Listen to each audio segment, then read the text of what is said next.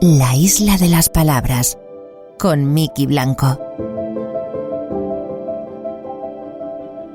Decía el protagonista del curioso caso de Benjamin Button que nunca es demasiado tarde para ser lo que uno quiera ser, que no existe límite en el tiempo y que se puede empezar cuando uno quiera, y añadía que una vida plena es esa en la que uno puede ver cosas que le sorprendan y en la que pueda sentir cosas que nunca haya sentido. Concluía deseando a la otra protagonista que viviera una vida de la que pudiera sentirse orgullosa. Bueno, con esto por delante, yo desde aquí, desde la Isla de las Palabras, espero que si tú, que nos escuchas, eres de los que sigue estas recomendaciones, acabes trasladándolas a tu guión y las compartas con todos nosotros. Bienvenidos a la Isla de las Palabras. Comenzamos. Secretos de guionista. Hola, soy Juanjo Ramírez Mascaró. He sido guionista de largometrajes como Gritos en el Pasillo o programas y series como Vaya Semanita, José Mota Presenta, Corto y Cambio, Centro Médico, Dar Cero a Pulir Cero. Y también soy colaborador de las webs Blog Guionistas y El Mundo Today. Mi espacio de trabajo es básicamente el que me permitan tener en cada momento. A veces en mi despacho, a veces es una oficina, escribo mucho en el metro o en un bar. Mi herramienta básica de trabajo, por un lado, es el teléfono móvil, porque precisamente eso, como a veces tengo que aprovechar para escribir mis cosas en transporte público o en tiempos de espera en otros lugares, pues me he acostumbrado mucho a escribir con el móvil. Y luego ya, pues para escribir el guión propiamente dicho, normalmente Celtics o como se diga. Trabajo con un software que no sé pronunciar. Necesito o bien silencio absoluto o bien el clásico murmullo ininteligible de un tren o de un bar de... Si alguien me está hablando directamente o si hay una conversación que destaque sobre ese murmullo, entonces ya sí que no me concentro. Suelo escribir con música de fondo para ponerme a tono, normalmente música instrumental que no tenga letra. Cuando me dejan, mi horario ideal es levantarme a las 5 de la mañana y estar escribiendo de 5 a 12. Pero bueno, no lo hago mucho porque eso implica luego acostarme demasiado temprano y en España eso equivale a no tener vida social.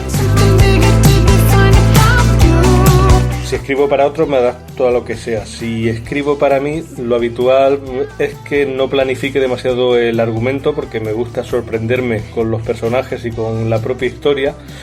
Luego ya, eso en la primera versión, en siguientes versiones pues ya sí cuido más la estructura y cuido pues que todo encaje un poco en el ADN de la historia.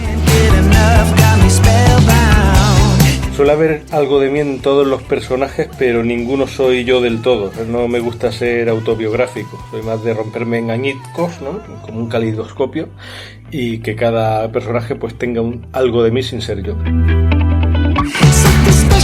Dependiendo si estoy triste o alegre, pues me salen historias distintas. Pero bueno, mis estados favoritos para escribir son quizá la indignación, y por otro lado también el escapismo, la necesidad de escapar del mundo tal cual es. Lo que sí es habitual para mí es que la historia no me deje dormir y esté horas dando vueltas en la cama mientras pienso en ella y la rumio. Y lo cierto es que a veces he avanzado más en una historia tumbado en la cama que sentado en la mesa delante del ordenador. Y creo que eso es todo. ¿Sabías que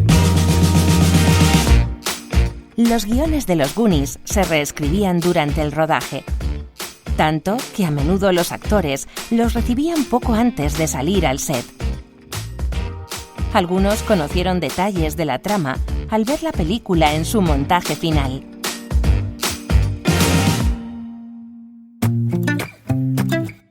Una página, un minuto.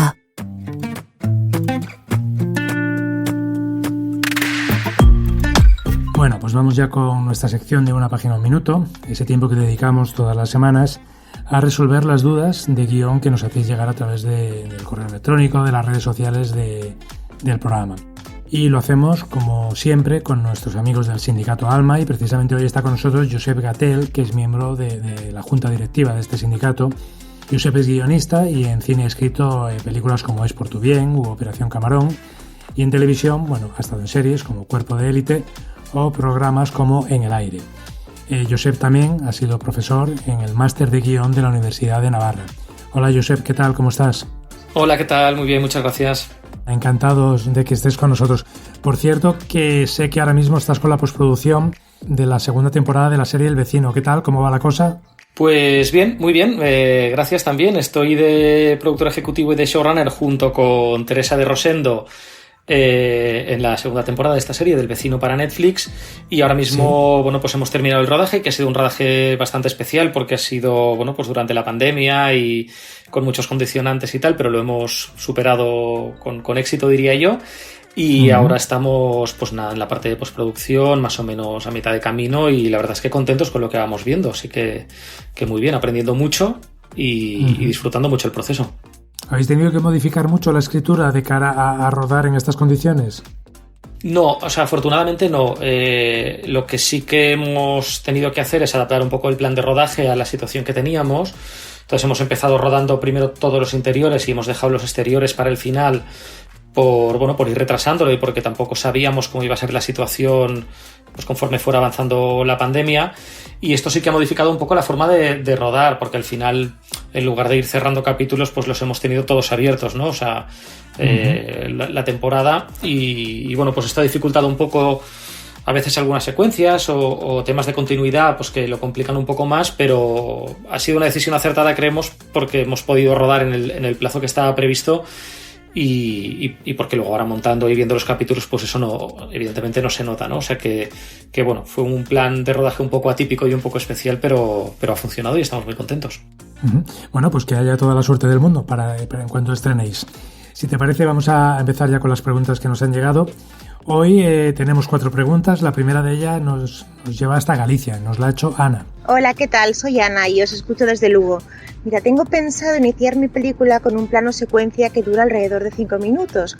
Y quería saber, por favor, cómo puedo escribir dicho plano teniendo en cuenta que la escena transcurre en un restaurante y la cámara va moviéndose por varias mesas para mostrarnos distintas conversaciones. Muchísimas gracias. Bueno, Josep, tenemos una escena bastante clásica, pero aquí nos plantea un plano secuencia relativamente largo, ¿no? De 5 minutos. Claro, ¿cómo se escribe eso? Porque entiendo que la localización toda es la misma, pero ¿cómo vamos indicando todos esos movimientos que va haciendo la cámara? Pues bueno, hay una norma que siempre se enseña y que siempre se repite sobre las acotaciones técnicas en los guiones, sobre cómo indicar algún tipo de plano o movimiento de cámara, y esa norma es no ponerlo, o sea, no ponerlo. Y de hecho lo ideal es que seamos capaces de redactar esas líneas de acción del guión sin tener que indicar literalmente qué tipo de plano nos imaginamos, ¿no? Primero, porque ese es el terreno del director o de la directora, y luego ya barriendo para casa como guionistas, porque tenemos 100 páginas y pico para contar una historia, ¿no? Entonces lo suyo es aprovechar esas 100 páginas y pico de la forma más concreta y clara posible. Entonces, si convertimos el guión en un guión técnico, estamos perdiendo mucho espacio y ahí todos salimos perdiendo, ¿no? Entonces, ¿cómo hacerlo? Sí. Como decía, redactando las líneas de acción de forma que se entienda que nos movemos por ese restaurante sin cortar. Y te pongo primero un ejemplo paralelo muy cortito y luego ya voy al tema, ¿no? Perfecto. O sea, imagínate que queremos un plano de detalle de la etiqueta de una botella. Podríamos poner plano de detalle de la etiqueta botella en el guión, pero eso ya hemos dicho que no es lo aconsejable. Sí. Así que lo podemos redactar de forma que se entienda. Por ejemplo, pues fulanito de tal coge la botella y se fija en la etiqueta donde leemos claramente bla, bla, bla. Cuando leemos esta línea de acción ya nos imaginamos ese plano de detalle sin decirlo, ¿no? Y con el plano secuencia es lo mismo. Entonces, como es un plano secuencia y lo que tenemos siempre es movimiento, tenemos que usar las palabras que indican movimiento y que indican acción, que son verbos. La forma, usar verbos y pronombres que nos ayuden a marcar que somos nosotros, o sea, la cámara, quien sigue la acción. Por ejemplo, entramos en el restaurante, nos movemos entre las mesas, acompañamos al camarero, seguimos la mirada de Juan hasta encontrarnos con los ojos de, María. La espalda de Andrea avanza hasta la mesa del fondo y cuando se aparta nos quedamos con los comensales que están comiendo, bla, bla, bla. O sea, redactando la acción de forma que indiquemos movimiento y acción sin indicar que estamos en un plano secuencia, ¿no? Estupendo. Venga, pues si te parece vamos ya con la segunda pregunta. Esta nos ha llegado desde Madrid y nos dice así. Hola, tengo un proyecto, una serie en mente y me gustaría planteársela a alguna de las plataformas de streaming tipo Netflix, Amazon o HBO. ¿Cuál sería la forma de acceder a ellos? ¿Se les puede enviar directamente o tiene que ser a través de productoras? Bueno, esta pregunta nos pregunta cómo podemos acceder a esas plataformas, pero mi pregunta es, ¿se puede acceder directamente? Sí, o sea, se puede acceder. O sea, aquí la palabra, yo creo que como en general todo es depende. O sea, depende de quién seas, depende de tu experiencia, depende de lo que hayas hecho antes o no. O sea, se puede presentar un proyecto a Netflix, se puede presentar un proyecto a HBO o a Amazon, se puede llamar y preguntar pues quién recibe proyectos, cómo lo reciben, Movistar, y se pueden enviar directamente. Pero eso no quiere decir que siempre sea la mejor estrategia. O sea, yo personalmente creo que es mejor ir de la mano con una productora. Primero porque es un elemento que tarde o temprano va a entrar en la ecuación y está bien integrarlo en el equipo pronto. Transmite seguridad, es decir, si una productora te acompaña a una plataforma o una cadena es porque ese proyecto es lo bastante fuerte como para haber atraído su interés, ¿no? Uh-huh. Y la plataforma lo va a percibir como un elemento positivo de, oye, si damos luz verde a este proyecto, pues hay una empresa que está, o sea, claro, que está detrás y que lo puede levantar, ¿no? Y luego además por un tema práctico, o sea, las productoras tienen buena entrada con las cadenas y las plataformas porque es como la parte de negocio, pues que están siempre en comunicación, ¿no? Y siempre ayuda. Claro, aquí hay una pregunta lógica que viene después, ¿no? Que es ¿y cómo llego a las productoras? Pues de la misma manera, claro. O sea, llamando, igual que a las plataformas. En realidad la clave aquí, yo personalmente creo que es cribar e investigar un poco, ¿no? Es decir, un mismo proyecto no puede valer para todas las productoras o para todas las plataformas, porque HBO no tiene el mismo catálogo pues que Disney, o Netflix no tiene el catálogo de Amazon, ¿no? O sea, lo primero es cribar un poco, decir, vale, pues este proyecto que tengo yo, ¿dónde encajaría mejor, ¿no? Y cuando sé dónde encajaría mejor, pues la plataforma o la cadena puede buscar un tipo de productora que produzca ese tipo de contenidos y que se acerque un poco más para ir acotando un poco como la forma de presentar ese proyecto con los mejores acompañantes posibles, ¿no? Uh-huh. Y luego una cosa que yo personalmente también considero que está muy bien es acudir a eventos y a mercados donde están presentes las plataformas y las productoras. Por ejemplo, ahora mismo que está teniendo lugar el Conecta Fiction, pues sí. Es un muy buen sitio porque ahí no solo hay productores, también están físicamente las plataformas. O sea, yo he estado en alguna edición donde había gente de Netflix, gente de otras plataformas, bien en paneles o bien escuchando proyectos donde te puedes acercar y es el sitio como natural también para mover proyectos. Así que bueno, resumiendo mucho, sí que se puede. Depende mucho uh-huh. y depende de la experiencia que tengas y hay gente a la que la reciben por supuesto directamente y hay gente pues a la que no la van a recibir de antemano si no tiene o 3 o 4 proyectos detrás o una cierta solvencia y entonces es mejor ir con una productora o a lo mejor no. Es decir, hay las plataformas es verdad que también están escuchando a gente nueva y están comprando proyectos de gente que tampoco tenía mucha experiencia, con lo cual yo creo que depende del proyecto. Perfecto, pues bueno, pues Rafa, ya lo sabes, se puede. Así que mucho ánimo con tu proyecto. Venga, pues vamos, Josep, si te parece, con la tercera pregunta. Esta nos llega desde fuera de España, nos llega desde Ginebra y nos la hace Robert. Hola, soy Robert. En una de las escenas del guión que escribo, el protagonista se sube a una avioneta junto a otra persona. Sé que cuando una escena es en un exterior debo poner la palabra ext seguida de la localización, pero en este caso, ¿qué pongo? ¿Cielo? ¿Aire? ¿Avión? Muchas gracias. Bueno, pues me ha parecido muy curiosa la pregunta, ¿no? Porque es cierto, un avión que va volando por el aire, 2 personas subidas, ¿qué ubicación es esa? Claro, o sea, aquí pues es un poco lo que decíamos antes del plano secuencia, ¿no? O sea, la clave es tener muy claro qué nos estamos imaginando y cómo lo queremos ver en pantalla. O sea, por ejemplo, en este caso concreto, ¿no? Que dice, el protagonista se sube a una avioneta junto a otra persona, sé que cuando una escena es en un exterior, bla, bla, bla. O sea, ya sabemos que yo lo que entiendo aquí, yo no sé cómo te lo has imaginado tú, pero yo lo que entiendo es que como es un exterior, estamos en un aeródromo o en una pista de despegue, o sea, en un lugar abierto donde hay una avioneta y hay alguien que se sube y ahí se sienta junto a otra persona, ¿no? Si esto fuera así, lo primero sería marcar el espacio en el que estamos, o sea, exterior aeródromo día o exterior pista de despegue día, y luego ya en la línea de acción escribir lo que ocurre. Pues yo qué sé, Carlos llega hasta la avioneta, se sube y se sienta junto a Laura. Lo que estamos contando aquí es que lo estamos viendo todo desde fuera, o sea, que estamos viendo un avión parado en una pista de despegue, hay alguien que llega, se sube y se sienta junto a Laura y nosotros lo estamos viendo desde fuera, o sea, a través de una ventanilla y tal. Si lo que queremos ver es el interior de la avioneta, desde el interior, entonces tenemos 2 escenas. Tenemos el exterior de la avioneta en la que vemos a alguien que llega y se sube, que sería exterior aeródromo día o exterior pista de despegue día. Y escribiríamos, ¿no? Pues Carlos llega hasta la avioneta, se sube, punto, y luego una siguiente escena que es interior avioneta día, Carlos avanza por el pasillo y se sienta junto a Laura, ¿no? Porque esto último ya lo veríamos desde dentro del avión, que es lo que marcamos en el encabezamiento, es decir, el int o el ext no sirven para decirnos si estamos en un plató o fuera de un plató, sino para decirnos si estamos en un espacio abierto o no, o en un interior. Si decimos que es exterior avión, lo que estamos diciendo es que es exterior avión, o sea, un avión desde fuera, ya sea en el cielo volando, ya sea parado en una pista de despegue. Claro, pero por ejemplo, si tal y como entendía yo la pregunta de Robert, si, claro, efectivamente, cuando está en el aeródromo es exterior, aeródromo, día. Pero claro, una vez que el avión despega, ya no es aeródromo, ¿qué es ahí? Claro, si el avión está volando, exterior cielo día, y en la línea de acción vemos un avión, o exterior avión día y en la línea de acción el avión cruza el cielo. Perfecto. Venga, pues ya vamos con la última pregunta, con la cuarta, y esta nos la ha hecho Sofía, que nos ha mandado su nota de audio desde Puente Genil, en Córdoba. Hola, yo quería saber si, al igual que los actores o muchos directores tienen agentes, existe la figura del agente de guionistas, alguien que se encargue de ofrecer y vender guiones de otros a las productoras. Gracias. Bueno, Josep, pues esta pregunta es muy interesante también, porque muchos guionistas se quejan muchas veces de que ellos lo que quieren es escribir, hacer esa parte del trabajo, pero que la parte que más les pesa de todas es la de luego tener que hacer la venta y tal. Y seguramente si existiera, que no lo sé si existe, la figura de la gente, pues bueno, hay gente dispuesta a pagar porque alguien haga ese trabajo por ellos, ¿no? O sea, la figura de la gente existe en España y existe fuera.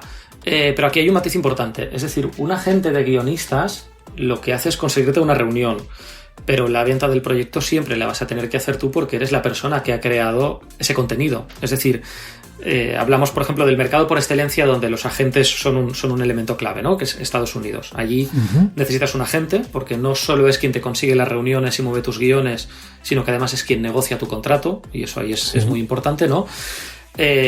Ahí el agente lo que hace es conseguir que entres a un despacho. Evidentemente, para conseguir que entres a un despacho tendrá que contar mínimamente por qué tú tienes que estar ahí o qué proyecto tienes, ¿no? Pero la parte de la venta y del pitch y de contar de qué va tu serie o tu película y por qué está bien que tú la escribas y tal, eso siempre lo vas a tener que hacer tú porque eres quien lo ha escrito y porque la cadena o la plataforma o el estudio a quien quieren oír es a quien lo ha escrito. Es verdad que esta parte siempre genera un poco de reticencia de yo lo que quiero es escribir y quiero evitarme la parte de la venta, pero esa parte es parte del trabajo y hay que tener claro que eso es parte del trabajo y que es necesario aprender a estar en un despacho y a contar de qué va tu historia y a resolver dudas que puedan surgir sobre la marcha, porque normalmente estas reuniones no son simplemente decir, oye, venga, pues me gusta y te lo compro. En España, ¿merece la pena? Yo personalmente, a ver, depende, te diría que no, salvo que quieras mover proyectos fuera. Es decir, si tú vives en España y quieres mover proyectos en el extranjero, en Estados Unidos, en Latinoamérica, en Francia, pues un agente ayuda mucho, porque te representa, porque te ayuda, te hace la entrada en otros sitios donde no tienes por qué conocer ese mercado. Si es en Estados Unidos, desde luego lo necesitas, sí o sí. Pero si un guionista en España o una guionista en España quiere trabajar en España, yo personalmente, y esto es algo muy personal, luego habrá gente que dirá, no, y pues yo considero que sí y tal, creo que no es necesario. Es decir, creo que merece mucho más la pena invertir ese tiempo en tener tú esa reunión y en aprender a vender y a pitchear el proyecto y a contarlo bien. Y lo que sí que creo que es necesario es tener un abogado que te negocie el contrato. Eso sí que creo que es fundamental. Es decir, un abogado que esté especializado en el mercado audiovisual, que te negocie el contrato y que te aconseje y que te oriente. Eso sí que tanto fuera como en España te diría que sí o sí es algo muy, muy, muy importante y que no hay que firmar nunca nada que no haya visto un abogado, por muchísimas razones, pero que la parte de la gente, aquí no es tan necesario y que esta idea de que es alguien que te hace, digamos, entre comillas, el trabajo sucio de llevo esto y lo vendo por ti y luego tú llegas y escribes o cobras, es que tampoco es así. Con lo cual, como es una parte que vas a tener que hacer igualmente, creo que es mejor aprender esas habilidades y usarlas a tu favor. Perfecto. Vale, pues ahí quedan sobre todo esas dos ideas para Sofía, que es, aparte de escribir, que seguro que lo hace muy bien, aprender a vender su proyecto Y por otro lado me quedo con esa idea también que nos dabas de que la importancia de tener un abogado que te oriente. Me parece muy, muy importante. Pues Josep Gatell, nada, simplemente darte las gracias por habernos ayudado hoy con las preguntas de los oyentes y te emplazo para que nos acompañes otro día aquí en la Isla de las Palabras, que ha sido un placer. Nada, yo encantado, muchas gracias a vosotros y nada, pues seguimos hablando. Perfecto, un abrazo fuerte. Otro.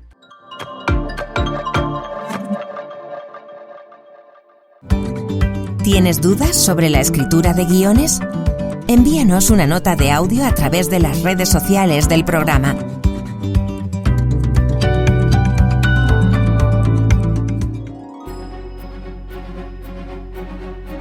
La Isla de las Palabras, el podcast de Isla Aventura.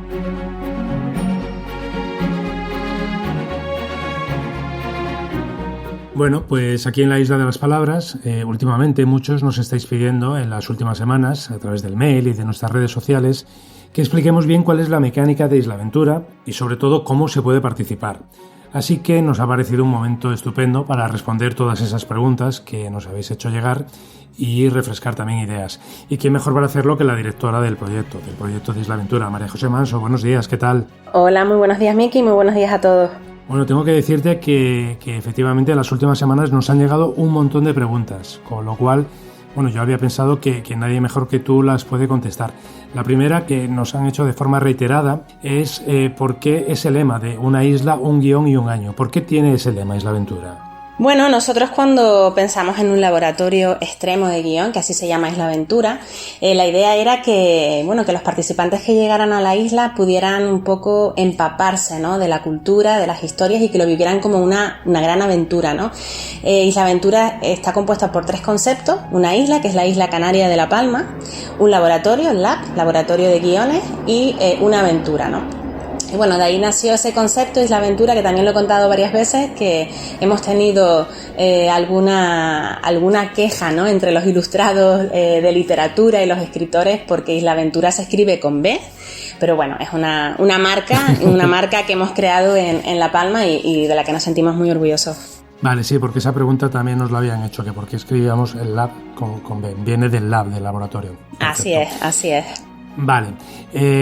Segunda pregunta, dice que ¿a quién está dirigido? Claro, esta es importante. ¿Quién puede participar en Isla Aventura? Bueno, en Isla Aventura pueden participar todos los guionistas del mundo. Nosotros lanzaremos una convocatoria. Yo en el primer programa de la Isla de las Palabras comentábamos que la idea era sacar la convocatoria en junio, pero bueno, pues por razones sanitarias, ¿no?, hemos tenido que aplazarlo.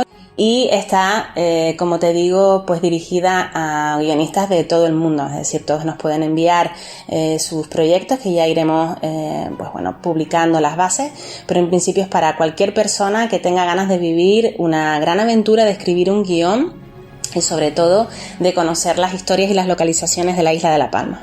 Uh-huh. Supongo que funcionará un poco como el año pasado, ¿no? Vosotros colgáis en la página web de Isla Aventura una serie de historias que son las que en el fondo, pueden nutrir y pueden inspirar a los guionistas para que presenten sus proyectos, ¿verdad? Bueno, así es. En nuestra página web, islaventura.com, nosotros hasta el momento tenemos subidas 50 historias, 50 plotlines, ¿no?, para que nuestros guionistas y nuestras guionistas puedan inspirarse.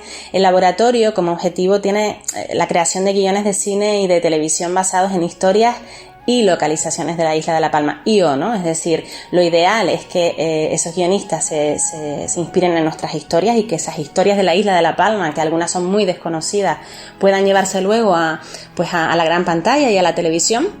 Pero también damos la opción de crear contenidos inspirados en nuestras localizaciones, ¿no? Cualquier historia que se pueda contar para el mundo, que no sea una historia de la isla de La Palma, pero sí que esté inspirada y enraizada en la isla, ¿no? Uh-huh. Vale, entonces una vez que esté la convocatoria, que estén las bases de este año, que ya tendrán todos los detalles, los guionistas van a esa página, cogen las historias y presentan un proyecto. ¿Cómo es esa parte de la presentación de los proyectos?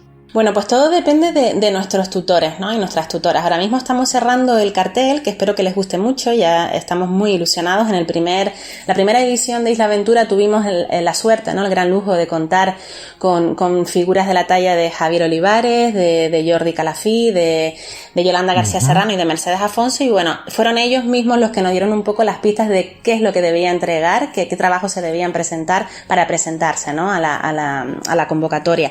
Normalmente lo que se va a pedir es una sinopsis, una presentación de personajes, ¿no? Y bueno, y los contenidos que nos soliciten los tutores y las tutoras. Una vez que lancemos esa convocatoria y nos comienzan a llegar, bueno, lógicamente pondremos una fecha límite, serán los propios tutores y tutoras del laboratorio los que decidirán qué 6, 7 u 8 participantes van a ser los agraciados, ¿no? Y las agraciadas de la segunda edición de Isla Aventura. Uh-huh. Una vez que se entregan esos proyectos, los tutores, como nos decía, se eligen a unos finalistas y los finalistas en ese momento ya forman parte de, por decirlo así, de la familia de Isla Aventura. Y ahí comienzan a escribir sus guiones tutorizados por los tutores oficiales, ¿no? Todo ese proceso ocupa cerca de un año. ¿Y qué ocurre durante ese año, al margen de la escritura? Pues una aventura, ¿no? Desde el momento en el que los participantes y las participantes son elegidas por los tutores, hablamos de proyectos de largometrajes y proyectos también de series, ¿no? Uh-huh. Bueno, pues el laboratorio está dividido más o menos en un año, ¿no? Y en ese año los participantes y las participantes tienen la posibilidad de llegar a La Palma, de visitar la isla en 3 ocasiones. Hay una semana de bienvenida. En esa semana nuestros islaventureros e islaventureras, como así le llamamos a nuestros participantes, en lo que, bueno, el objetivo principal de esa visita es familiarizarse con la isla de La Palma, familiarizarse con las historias, con las localizaciones y sobre todo conocer también a sus tutores o la tutora que le haya tocado, ¿no? Y bueno, y a partir de ahí comienzan una serie. Entre esa primera semana de visita y la segunda hay una serie de tutorías online, ¿no? Que son pactadas con cada tutor o tutora. Luego hay una segunda visita que bueno, es que es para trabajar ya in situ, laboratorio puro y duro, esos guiones, y normalmente, como hicimos en la primera edición, lo que hacemos también es involucrar ya a la isla de La Palma, es decir, solemos hacer unas charlas para que la gente de la isla también conozca esas propias historias, porque sabemos que hay muchas personas que desconocen muchas historias y que bueno es también esa labor de difusión que hacemos desde Isla Aventura, ¿no? Que me parece muy importante. Hacemos charlas en las que invitamos a expertos y expertas sobre esas historias y invitamos también al participante que haya elegido esa historia. Hablamos desde el punto de vista real de la historia y desde el punto de vista de la ficción, ¿no? Además organizamos masterclass. En el año pasado tuvimos a Marcos Mas, tuvimos a Jordi Calafí, tuvimos a Rafael Cobo. Y bueno, es una semana que creo que ha sido clave, y así lo comentan todos los participantes de la primera edición, clave para compartir entre ellos un poco las dudas, los miedos, ¿no? Ya se han conocido en una primera visita, hay un clima más de amistad, ¿no? Porque al final Isla Aventura también es una convivencia, ¿no? Entre personas de muchos sitios diferentes. Y bueno, luego continúan esas tutorías online hasta la última visita, que en esa visita lo que hacemos es, en primer lugar, invitar a grandes productoras nacionales e internacionales de cine y de televisión para que vengan a la isla, para que conozcan in situ esas localizaciones y esas historias que nuestros guionistas van a contar. Y además para que poder participar en una sesión de pitching, ¿no? Nuestros guionistas tienen que presentar esos pitch ante esas productoras, tienen reuniones in situ con ellos, y luego ya está lo que es la gala final, en la que se da el premio al mejor guión ganador. El año pasado el premio era 3.000 euros. Sí. Este año nos han pedido, y ojalá podamos ser así, todo depende de los presupuestos que podamos tener, que haya un premio para la sección de series y un premio para la sección de largometraje. Bueno, para mí una de las cosas más llamativas de este laboratorio es que aquellos que tengan la suerte de ser finalistas no se van a quedar en la teoría, es decir, entregan su proyecto basándose en una de las historias que nos contabas.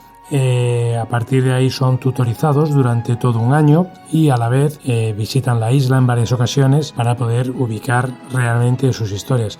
Pero la cosa no se queda ahí, porque al final del proceso es un pitching, como ocurriría en la vida real, y al final esos guionistas tienen un guión cerrado, ¿no? Es decir, ese guión no se queda en la teoría, sino que acaba saliendo al mercado de algún modo. Así es, y bueno, hay varias cosas que a mí personalmente como directora del proyecto, pero bueno, un proyecto en el que trabajan muchas personas me hace especialmente ilusión, ¿no?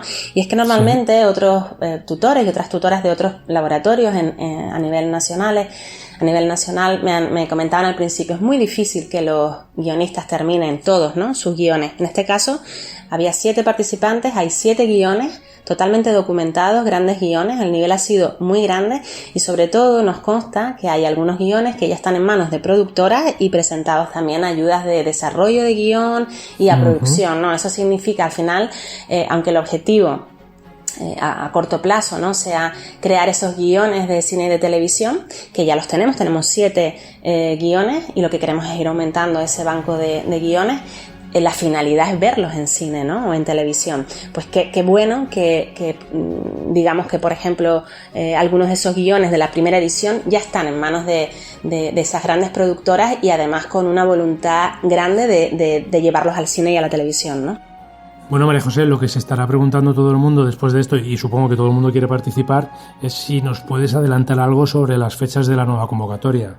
Sí, bueno, como comentaba creo que en el primer podcast, la idea era salir o lanzar esa segunda convocatoria en el mes de junio, pero bueno, la situación sanitaria no nos lo ha permitido y ahora mismo estamos trabajando para que esa segunda edición en los próximos meses, lógicamente antes de final de año queremos lanzar esa segunda convocatoria, esperemos que sea antes que tarde y bueno, simplemente animarles a seguir nuestras redes sociales, nuestra página web oficial iremos, y por supuesto el podcast de la Isla de las Palabras, donde iremos, pues dando esa información. Perfecto, bueno, pues desde aquí os tendremos totalmente informados de todas las novedades de Isla Aventura, de la convocatoria, de las bases en cuanto estén disponibles. María José Manso, directora de Isla Aventura, que muchísimas gracias por atendernos. Nada, Miki, muchas gracias a ustedes y nada, que siga este podcast maravilloso. Gracias a ti, un saludo. Tips de guión. Escribir guiones es como planchar. Avanzas un poco, retrocedes y suavizas las cosas.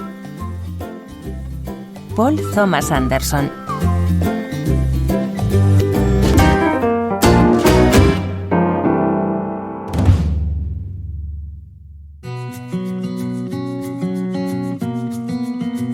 La Isla de las Palabras, el podcast de los guionistas. Bueno, pues nuestra siguiente invitada cuenta con una dilatada trayectoria profesional como creadora y como guionista. En series de televisión, por ejemplo, ha trabajado en La Señora, en 14 de abril La República o en Amar en tiempos revueltos. En cine, ha sido ganadora de la Biznaga de Oro del Festival de Málaga de 2012 por el guión de un largo, de Els nens salvatges. Creo que lo he dicho bien, después de hacer otras películas como Para que no me olvides. También ha publicado novelas como El Marqués, Alex y La última princesa del Pacífico y es profesora de distintos cursos y máster de guión para distintas instituciones como el Instituto del Cine de Madrid. Y por si fuera poco, es actualmente también vocal de la Asociación de Mujeres Cineastas y Medios Audiovisuales, CIMA. Virginia Yagüe, ¿qué tal? ¿Cómo estás? Hola, buenas, encantada, Miki. Igualmente, bienvenida al podcast. Bueno, tú has hecho de todo, ¿no? Has hecho cine, has hecho televisión, has escrito novelas. Yo quería saber si existe el guionista puro o todos los que nos dedicamos a esto en realidad somos aspirantes a escritores. Bueno, yo siempre recuerdo a uno de mis profesores que decía que había 2 tipos de guionistas. Los que, bueno, también lo decía Rafael Azcona, de hecho, que decía los que aspiran a ser escritores y de alguna manera son guionistas en esencia, o sea, porque su zona es la escritura y su aspiración se queda ahí, y los guionistas cuya aspiración es al final dirigir, o sea, terminar dirigiendo. Yo me temo que soy del primer núcleo, yo estoy más en la zona de Rafael, sí, y supongo que, como bien también él decía, pues somos novelistas frustrados, en el fondo. Pero sí, yo comparto esa idea, o sea, pienso sí que es verdad que luego en el devenir, digamos, de la profesión, es verdad que se abren otras opciones que nos amplían, digamos, el registro, como puede ser ese guionista creativo con unas funciones muy específicas dentro del control de su creación, en concreto para televisión, que nos puede abrir la puerta a la producción ejecutiva, ¿no? Claro, y en ese sentido, ¿tú crees que, por ejemplo, se puede ser un mal escritor y un buen guionista o al revés? Sí, se puede. Bueno, digamos que el guión lo que exige son unas herramientas concretas a nivel de eficacia visual, de síntesis en los tiempos, por ejemplo, de cómo estás rastreando, por ejemplo, las estructuras y cómo tus unidades esenciales, que son las secuencias, trasladan las esencias de contenido que necesitas contar, ¿no? Y en este sentido, el campo de la narrativa clásica nos ofrece otras herramientas. No son ni mejores ni peores, son distintas, yo creo, ¿no? O sea, no creo que sea una cuestión de decir que es mejor y tal, pero sí creo que un excelente escritor o escritora puede ser un fiasco como guionista, sí. Uh-huh. Claro, porque todas estas técnicas muy propias de lo que es el guión audiovisual que nos contabas, ¿dónde se estudian? Es decir, por ejemplo, tú, ¿dónde estudiaste? Pues mira, yo estudié en la Universidad Complutense en Ciencias de la Imagen. Sí. Yo soy un año menor que Amenábar. Alejandro era como un año mayor, estábamos en la misma universidad. Y los dos me temo que dejamos la carrera pronto porque nos pusimos a trabajar y lo dejamos por imposible. Pero yo lo que hice fue sacarme luego la beca, me dieron la opción de irme a Cuba, a la Escuela de Cine de Cuba, y sí, a la vez también hice la prueba de acceso a la ECAM, a la Escuela de Cine de Madrid. Y me dieron las dos becas y me quedé en Madrid. Y la verdad es que fue una gran elección porque para mí fue fundamental. En ese periodo de intervalo en el que, como te digo, la universidad y la rama específica de imagen y sonido, pues a la gente que nos queríamos dedicar muy en concreto a contenidos o dirigir o escribir, no nos terminaba de resultar lo que buscábamos, ¿no? Pues en ese intervalo estuve haciendo unos cursos muy específicos que impartía la Universidad Menéndez Pelayo en Valencia y que eran específicos de guión. Y allí conocí a Lola Salvador. Y para mí eso, antes de hacer la opción de Cuba y de la Escuela de Cine, fue fundamental. O sea, fue realmente mi consolidación vocacional y mi escuela, sí, de decidir efectivamente me voy a dedicar a esto. Claro, porque después de todos esos estudios, de empezar a escribir, hoy en día tú puedes decir, por ejemplo, que en series diarias, por ejemplo, has firmado más de 1000 capítulos. Cuando uno llega a ese nivel, ¿cómo se afronta eso? Es decir, ¿uno acaba escribiendo ya prácticamente con los ojos cerrados? Claro, el formato diario es tan voluminoso, nos da para asumir tantos capítulos. Yo recuerdo perfectamente estar haciendo el cálculo con Rodolfo Sirera, porque habíamos firmado nosotros cantidad de series diarias. Yo he firmado capítulos en Plaza Alta, en Arrayán, en Calle Nueva, en El Súper, en Esencia de Poder, en Amar en Tiempos Revueltos, en Capital, en Amar es para siempre. Entonces, claro, firmábamos, yo creo que son más de 1000. ¿Cómo lo asumes? Bueno, pero fíjate, yo siempre he pensado, el formato diario está muy reglado, porque además los equipos son bastante grandes. Claro, para asumir tanto volumen de capítulos tenemos que ser bastantes guionistas.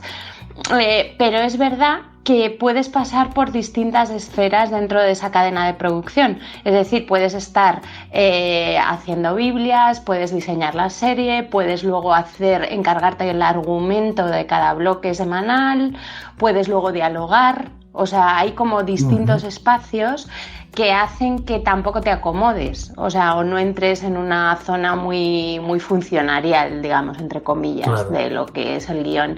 Y yo siempre he tratado de evitar esa sensación, ¿no? De acomodaticia, ¿no? De de simplemente estar aquí y pasar los guiones de una manera mecánica, ¿no? Creo que además es importante que los equipos, por ejemplo, tengan espacios para descansar, se vayan renovando de alguna manera para evitar precisamente esos efectos, ¿no? Porque se nota mucho, ¿eh? O sea, aunque te pueda parecer mentira, y aunque firmemos tantísimos capítulos, en el momento que hay alguien que está entrando en mecanicidades, los guiones no respiran, o sea, se nota a muchos niveles. Entonces, bueno, para eso siempre hay una figura que es esencial, que es el coordinador, que tiene que estar muy atento no solo a la creación en sí del contenido, sino a un poco la gestión del equipo en este sentido, sí. Uh-huh. Claro, porque con estos volúmenes de trabajo que nos dices y que actualmente mueven el mercado, ¿tú qué crees que funciona ahora mismo el sector? ¿Qué funciona más? ¿Alguien que tiene mucho talento, un guionista con mucho talento o un guionista muy trabajador? Yo prefiero las dos cosas. Yo también. Sí, bueno, a ver, siempre hay perfiles más machacas, ¿no? Más de esta cosa como muy de ponerse a la espalda mucho trabajo. Y es verdad que hay formatos que exigen, digamos, ¿cómo decirte? Una inversión de fuerza y de energía muy potente, al menos en el periodo que estás en el gran momento de creación y de que la máquina se ha puesto en marcha y al fin y al cabo es una responsabilidad, por ejemplo, de lo que hablábamos en el formato diario. En los diarios, al final, son equipos enormes que dependen del trabajo en conexión de todos los equipos, ¿no? Entonces tienes una responsabilidad. Pero claro, yo siempre he abogado por esta idea de la calidad y las voces propias a la hora de contar. Esto me parece fundamental.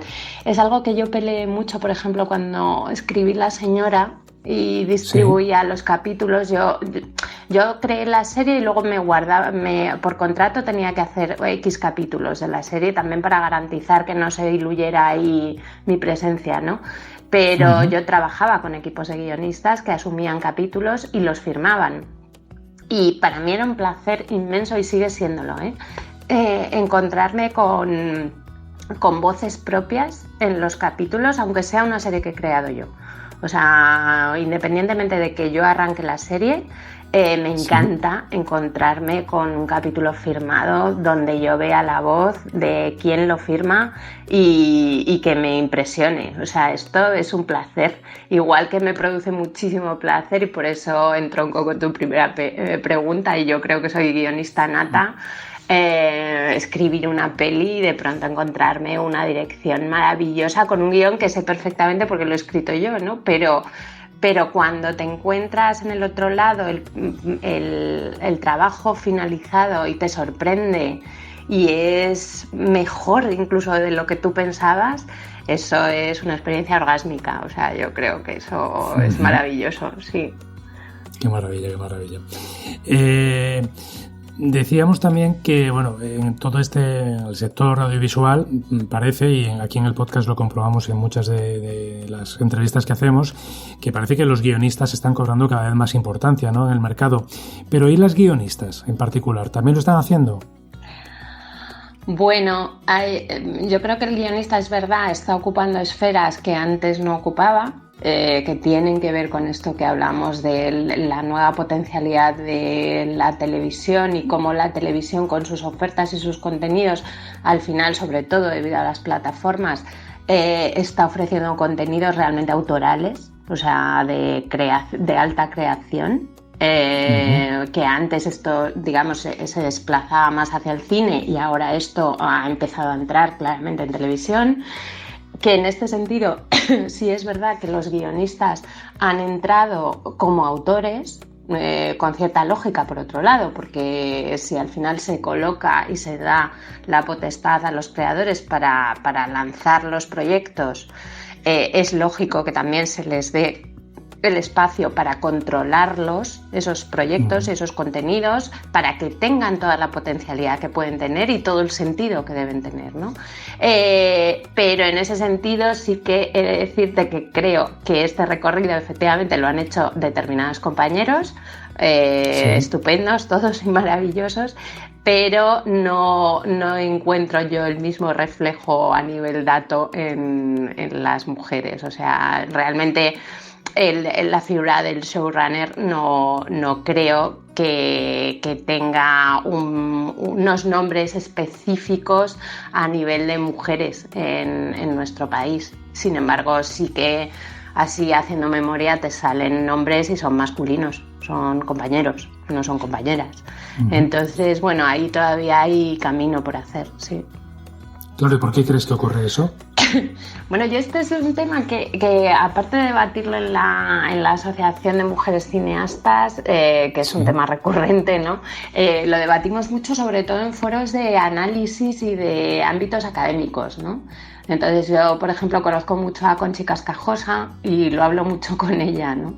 Y es verdad que ella me comentaba que incluso haciendo un análisis de las series internacionales que tienen detrás a mujeres creadoras que son las productoras ejecutivas, el proceso para que esas mujeres hayan llegado a ese puesto ha implicado un testeo previo muy fuerte. Es decir, o son obras que vienen avaladas por un éxito teatral o por, digamos, efectos previos a la obra en sí que las ha acreditado a estas mujeres enormemente y que han podido acceder de esta manera a tener un puesto ejecutivo prioritario en sus producciones, que es algo que no ocurre con los hombres. Es decir, ese testeo, ese margen para probarles no ocurre, se les dota la confianza inmediatamente, ¿no? Entonces, bueno, es estructural, digamos. Yo creo que es un problema estructural que vivimos en muchos órdenes sociales y no se escapa de nuestra profesión. O sea, lo vivimos a muchos niveles y en nuestra profesión también existe, ¿no?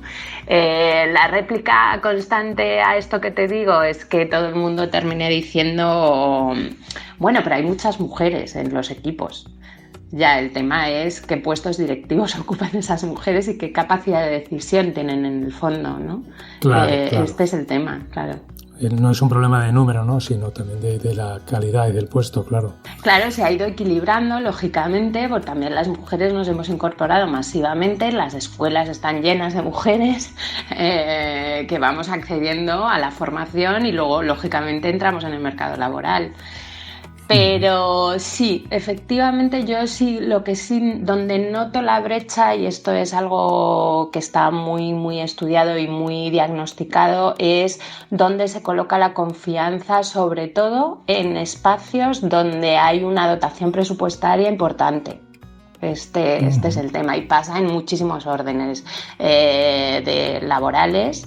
Y sobre todo en los altos puestos ejecutivos que toman decisiones prácticas sobre volúmenes económicos importantes, y no nos olvidemos que el audiovisual maneja presupuestos altos. Entonces, bueno, va por ahí. Es evidentemente algo que tiene que cambiar, evidentemente. Pues nada, Virginia Yagüe, que ha sido un placer y que muchísimas gracias por atender la llamada de la Isla de las Palabras. Muy bien, muchas gracias a vosotros, muchas gracias por estar ahí, por seguir trabajando para precisamente garantizar la visibilidad de nuestro trabajo y que podamos seguir reflexionando sobre ello, es muy importante. Muchas gracias, Miki.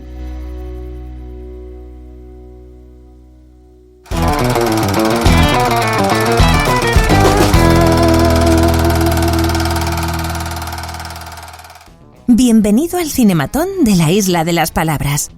Introduzca la moneda, por favor. Diga su nombre y su profesión para comenzar. Elisabeth Benavent, escritora. Ahora diga su edad. 36. Era broma. Comenzamos. ¿A qué actriz contrataría para interpretar su biografía? Ya que estamos, que me contraten a mí, por probar. ¿En qué lugar grabaría la película de su vida? Por si cuela, pues que me lleven al Caribe. Por si acaso, no sé, puedo disfrutar las vacaciones.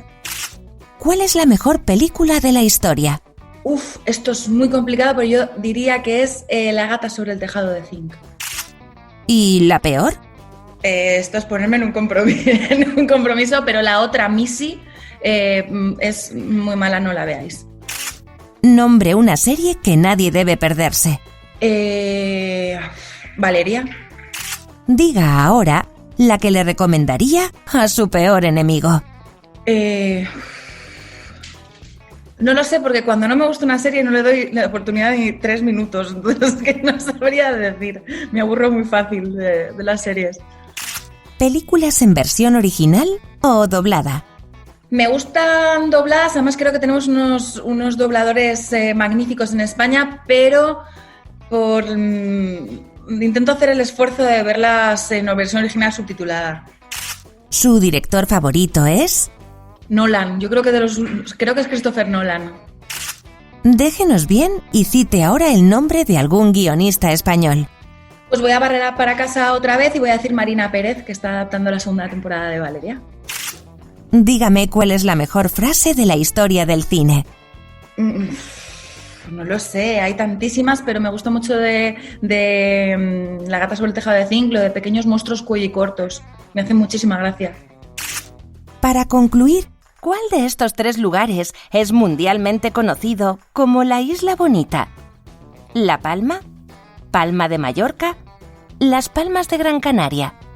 La isla de La Palma, claramente. Perfecto. Hemos terminado. Ya puede recoger sus cinematones. Gracias por su visita. A vosotros.